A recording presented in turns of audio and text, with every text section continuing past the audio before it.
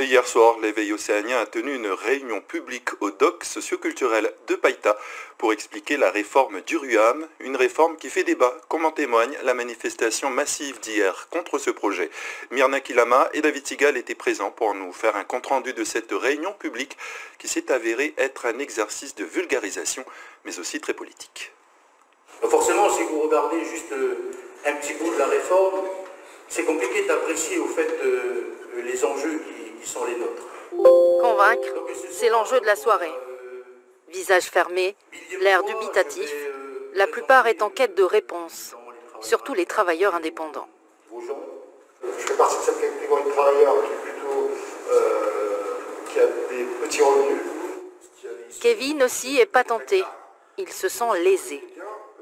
Je vous ai entendu dire tout à l'heure que vous n'étiez pas invité à la réunion publique de la CMA, mais il me semble que réunion publique, c'est public, donc vous auriez très bien pu venir, et on aurait énormément apprécié avoir toutes ces informations-là avant de descendre à la rue, je pense. Défaut de communication ou pas, Kevin ne lâchera rien, mais Milakulo Tukumuli aussi. Le patenté repartira à moitié conquis. Je suis assez dubitatif sur les taux. Je pense qu'on a toujours possibilité de rediscuter. Donc comme j'en discutais avec M. Tukumuli, effectivement on est sur une pensée de régalisation de la CAFAT. Maintenant il y a des solutions qui peuvent s'ouvrir à nous et je pense qu'il faut se rassembler, se discuter en fait. Comme Kevin, beaucoup comprennent la nécessité de réformer. C'est le pourcentage qui bloque. 13,5%, c'est trop. D'autres salariés, en revanche, sont venus pour autre chose. Je pense que les travailleurs indépendants ont eu l'information qu'il fallait. C'est-à-dire, vous avez retenu quoi? Et que les travailleurs indépendants vont bénéficier de pas mal d'avantages. Et on leur a caché quand même pas mal de choses que l'on n'entend pas dans les médias, c'est dommage. Vous faites quoi dans la vie? Je suis fonctionnaire à l'OPT. Je voulais voir un peu les réactions des gens face à justement les explications suite à la déferlante qu'il y a eu contre notre président.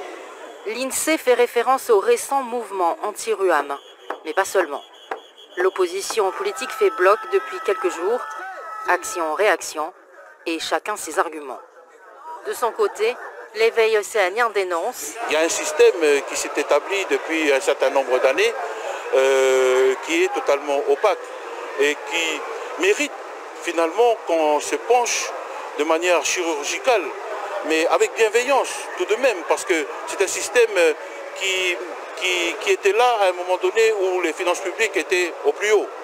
Aujourd'hui que les finances publiques sont au plus bas, c'est normal qu'on revienne sur ces dispositifs. Des dispositifs qualifiés de niche sociale durant la réunion.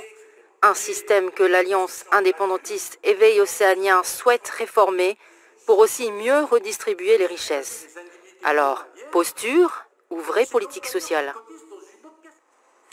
Et puis toujours dans le dossier du RUAM, lors de la réunion de collégialité ce matin, les membres loyalistes du gouvernement local ont proposé que l'exécutif se saisisse de la réforme du RUAM, proposition refusée par leurs collègues indépendantistes. Dans un communiqué publié en réponse, Isabelle Chamorro, Thierry Santa, Christopher Gigès et Jérémy Catidjo-Monnier ont solennellement réitéré leur demande de retrait des textes de l'éveil océanien afin, je cite, de repartir collectivement du bon pied sur cette réforme dont l'importance et l'urgence sont avérés. Fin de citation. Les syndicats de fonctionnaires territoriaux poursuivent leur mobilisation